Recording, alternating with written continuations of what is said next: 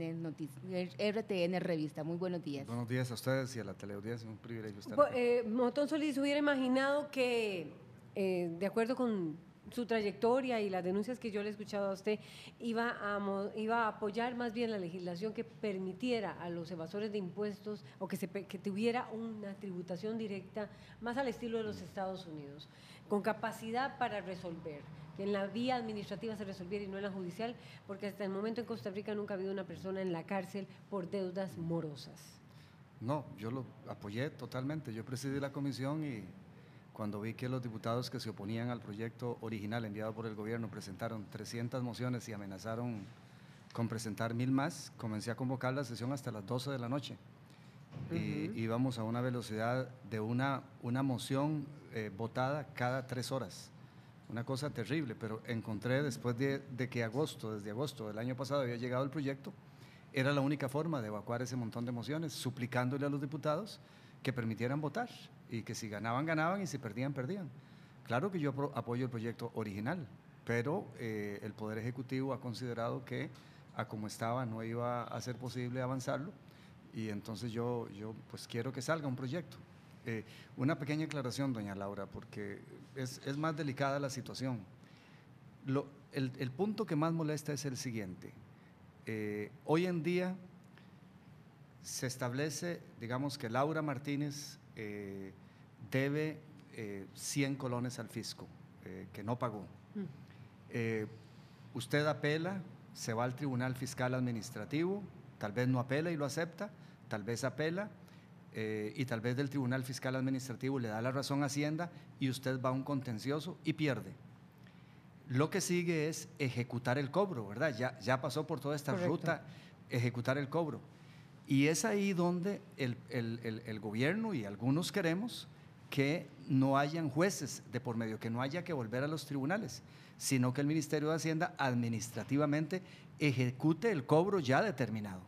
Eso es porque ahora lo ejecuta un juez. Ahora se necesita un juez y eso es lo que quieren algunos diputados de la oposición, de que sigamos con ese trámite del juez, que lo hace lento y que le permite a veces a los deudores vender las propiedades, etcétera. Claro que yo estoy de acuerdo con eso y con las otras normas, pero ante el no avance del proyecto, bueno, Hacienda está encontrando otros mecanismos y yo pues apoyo a Hacienda lo que haga en esa dirección, porque desgraciadamente el reglamento legislativo está hecho para que el amigo de la obstrucción se convierta en un arma letal contra la decisión de las mayorías. Hay otros temas que también son controversiales, que a mí me gustaban del proyecto original, al cual he defendido en todas partes. Uno de ellos es el hecho de que los funcionarios de Hacienda que ejecutan acciones contra potenciales evasores, cuando son demandados, el Estado les pague las costas de su defensa. Otro es que cuando un asesor tributario, un experto en materia tributaria, mal aconseja a una empresa de tal manera que induce a la empresa a evadir, que sea castigado. Esas son cosas muy positivas que tenía el proyecto original. Que ya no tiene. Y bueno, algunas de ellas se están mitigando, yo espero que sea lo mínimo. Y después el tema, digamos, que tal vez es más atractivo de todos, es el de los controles cruzados. El establecer que una empresa que vaya a pedir un crédito o a pedir permisos a una municipalidad para patentes o al ministerio donde tengan que pedir permisos para operar, tengan que demostrar que están al día con sus responsabilidades tributarias. Es una manera de establecer controles cruzados. O sea, que no se le dé permiso de patente a ningún deudor moroso. Ni créditos en un banco. En bancos. Esto ayudaría, por cierto, a formalizar. Todos queremos que no haya tanta informalidad, porque es competencia del dial para la gente, los empresarios que están debidamente inscritos y cumplen. Esto, hay gente que, por un lado, ni siquiera está registrada tributariamente, pero pide un crédito bancario y da una garantía y lo obtiene. Aquí es establecer, mire, usted dentro de los requisitos para el crédito bancario debe demostrarme que está al día en sus obligaciones tributarias. Exactamente. Todo eso es muy positivo de ese proyecto. ¿Ese sí se mantiene? También lo van a quitar. Ese he oído sector bancario, no sé si los dos, el privado y el público, reclamando algo, pero creo que no es un tema que haya causado malestar en los diputados de la oposición. Don Otón, ¿hay voluntad política en este momento con el nuevo proyecto que está en la Asamblea Legislativa, en la Comisión de Hacendarios? Bueno, El gobierno llegó a algunos acuerdos con los diputados de la oposición que estaban presentando estas centenares de mociones y objetándolo. Yo creí que ahí íbamos a quedarnos y por eso yo apoyé esa instancia del gobierno en lugar de seguir, a veces lo que se trata es para no lograr nada, impedir. Y tal vez el Ministerio de Hacienda había planteado un proyecto sabiendo que iban a haber conflictos y puede encontrarse un punto medio. Pero lo que va a ocurrir es que creo que hoy, los diputados de oposición que controlan hacendarios van a presentar un proyecto sustitutivo y entonces estamos por ver cuáles son los cambios que tiene, si deja prácticamente nulas las nuevas herramientas que se querían para cobrar bien los impuestos o si efectivamente contiene dientes que permitan mejorar el cobro tributario. La Unión de Cámaras se ha opuesto a este proyecto. ¿Cómo uno puede entender eso? Bueno, ¿Cómo lo interpreta usted?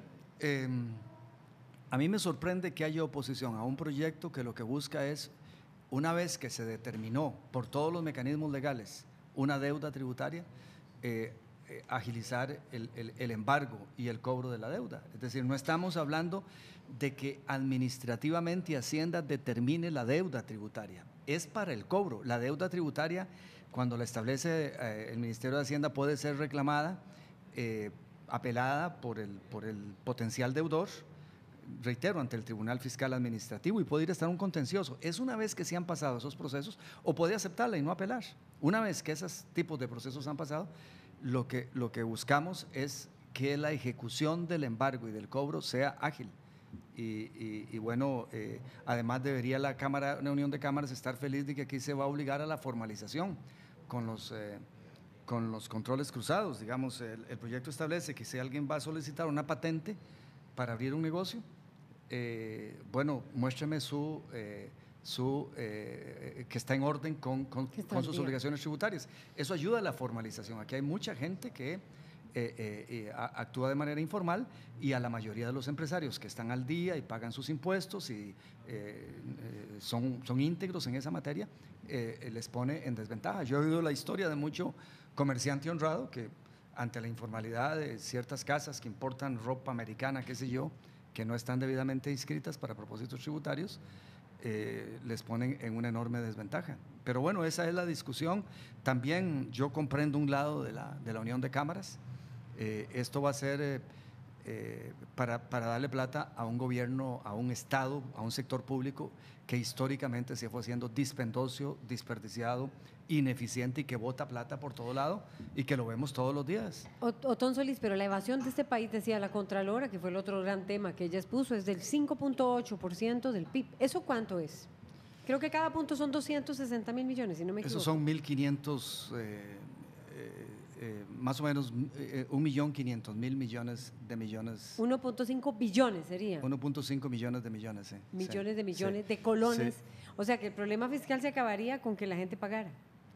Sí, pero ningún país logra eliminar la evasión en su totalidad. A eso iba. ¿De cuánto es el nivel de evasión de este país y cuáles son esas prácticas? 1% recobrable, un 1% es lo recobrable. Lo demás es imposible, reitero, por la informalidad, por una serie de herramientas que existen. Es imposible nosotros aspirar a recuperar la totalidad de lo que ¿cuánto considera. Sería?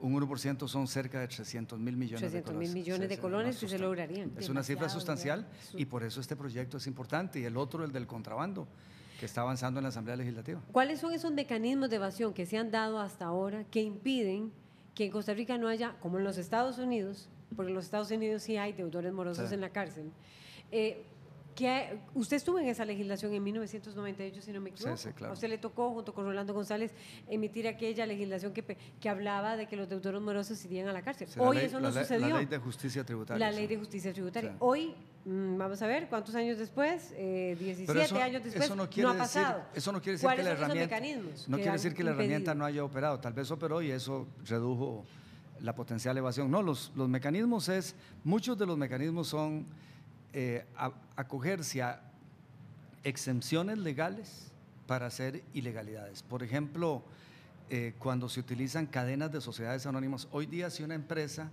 reparte dividendos, los que vayan a personas físicas, a los socios de la empresa, como personas físicas, pagan un impuesto, ¿verdad? Pero si van a otra sociedad anónima, no pagan impuestos, si es una empresa registrada. Y a veces esto permite establecer cadenas de sociedades anónimas que permiten la evasión. El contrabando es otra forma de evasión. La informalidad económica, no inscribirse para nada y tener una… Y ustedes saben que la mediana empresa es una parte importante de la economía. Mucha de esa mediana empresa y pequeña empresa no está inscrita. Entonces ahí hay evasión. De lo que tenemos que hacer es tener herramientas para identificar las verdades tributarias. Si una empresa está utilizando sociedades anónimas encadenadas con el fin de evitar el pago de tributos, pues debemos hacer todo lo posible para ver la verdad tributaria y que se pague. Este proyecto busca eso. Es también objetado por un sector de diputados de la oposición, el que cuando se dan dividendos a otras sociedades anónimas se paguen los tributos. Y no permitir esas cadenas. El gobierno ya se flexibilizó a que, bueno, excepto que si la empresa receptora de los dividendos, la sociedad anónima receptora de dividendos de otra sociedad, demuestra y tiene un plan de inversión y se demuestra que sí es para inversión y no es un truco tributario, pues entonces que quede exento como está hoy. Pero eso también está siendo objetado, por cierto. Ahora, ¿cómo entonces se podrían lograr los mecanismos? ¿Cuál es esa etapa de la cadena? Tal vez usted lo puede repetir, Otón Solís, diputado del PAC, en la que está la discusión sobre quién ejecutaría, digamos, la instancia que obligaría a pagar la deuda. ¿Dónde está esa debilidad en este momento en el sistema? ¿Y cómo podría enmendarse o qué alternativas hay, ya que no acepta la oposición que sea el Ministerio de Hacienda? Hay digamos, mucha parte de la evasión es el sistema legal lo permite. Por ejemplo, esto de no poder ejecutar los cobros, es que el sistema legal permite que cuando ya se determinó la deuda tributaria, a la hora de ejecutar los embargos correspondientes, haya otro trámite judicial. Eso la ley lo permite, eso es lo que queremos eliminar. O de alguna manera… Porque ahí, ¿qué hacen siempre entonces? ¿Qué pasa ahí? Entonces comienzan las apelaciones ya en los juzgados, hay tiempo para vender las propiedades, para extinguir la empresa y desaparece todo. Esto ha ocurrido en múltiples instancias ante la Caja Costarricense del Seguro Social. Empresas que se desaparecen y las deudas por concepto de cuotas de la Seguridad Social se extinguen porque la empresa que las debía se extinguió. Y entonces acelerar el cobro, obviando esas rutas cuando el cobro está establecido, es una de las cosas que urgen en Costa Rica. Ahora, ¿cómo se puede arreglar eso? ¿Qué alternativas hay que no sea Hacienda? Bueno, una alternativa es, digamos, intermedia, es buscar dar potestades a tribunales regionales para que de manera ágil ejecuten el cobro y no todo que proceda aquí por el segundo circuito judicial y las instancias a nivel nacional que tienen filas, son más lentas, sino poder descentralizar esto y permitir que a nivel descentralizado los tribunales puedan hacer estas acciones. Eso dejaría al juez intermediando, pero habría mucho más celeridad. Eso es una forma intermedia de lograr esto, pero le reitero, doña Laura y teleaudiencia, la mejor fórmula para que la gente pague los impuestos es que el Estado no bote plata, y aquí se bota mucha plata. Se botan toneladas de plata, el 10% del gasto público son desperdicios que si se eliminan, nada le pasa al país. Y esto ha sido demostrado por jerarcas en la administración pública que eliminan gastos superfluos, gastos corrientes, no contratan empleados que no hagan falta y nada le pasa a la institución, sino que funciona mejor. O individuos, hay diputados en la Asamblea Legislativa que gastan mucho menos que otros diputados y no por eso son malos. Si son malos es porque ya son malos, pero no porque gasten menos en todo lo que se desperdicia plata en Costa Rica. Los países avanzados hacen que se paguen los impuestos no tanto por las leyes contra la evasión y los castigos potenciales de la evasión, sino porque el Estado es efectivo en prestar servicios efectivos. Aquí estamos en una situación en que la clase media paga impuestos y con eso debería financiarse la seguridad ciudadana, debería financiarse la educación, paga cargas sociales, con eso debería financiarse la salud, pero los servicios son tan malos que la clase media gasta una fortuna en educación privada, en seguridad privada, perros, guardas, alambres, barreras de hierro, y gasta plata en la medicina privada. Entonces, por eso la gente se siente moralmente justificada a evadir, porque el Estado, el cual financia, no presta los servicios porque se va en burocracias.